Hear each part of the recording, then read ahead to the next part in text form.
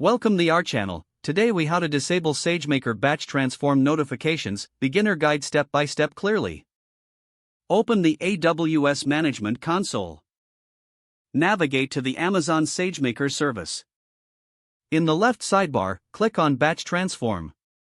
Locate the batch transform job you want to modify. Click on the job name to open its details. Scroll down to find the notification section. Click on Edit to change the notification settings. You will see options for Amazon SNS notifications. To disable notifications, simply uncheck the notification options. After making your changes, scroll down and click Save. Confirm that the notifications are now disabled. Monitor your batch transform job to ensure it runs without notifications. Your changes will take effect immediately. Now you can go about your work without receiving unnecessary alerts.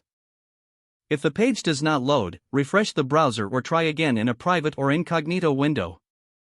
Make sure you are using the correct email address, then retype it carefully to avoid small typos. If your password is not accepted, use the reset option and create a new strong password you can remember. Check your spam folder for verification or security emails, then complete any requested confirmation steps. Enable two-factor authentication if available to improve account security and reduce unauthorized access risk. After signing in, review your profile details so your contact information and settings are accurate and current. If you see an error message, note it down and try again after restarting your device and internet connection. Log out when you finish, especially on shared devices, to keep your account and payment information secure. If the page does not load, refresh the browser or try again in a private or incognito window. Make sure you are using the correct email address, then retype it carefully to avoid small typos. If your password is not accepted, use the reset option and create a new strong password you can remember.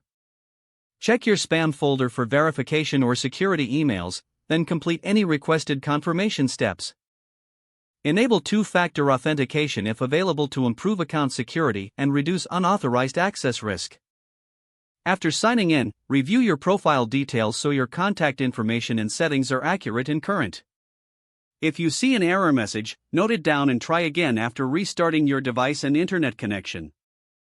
Log out when you finish, especially on shared devices, to keep your account and payment information secure.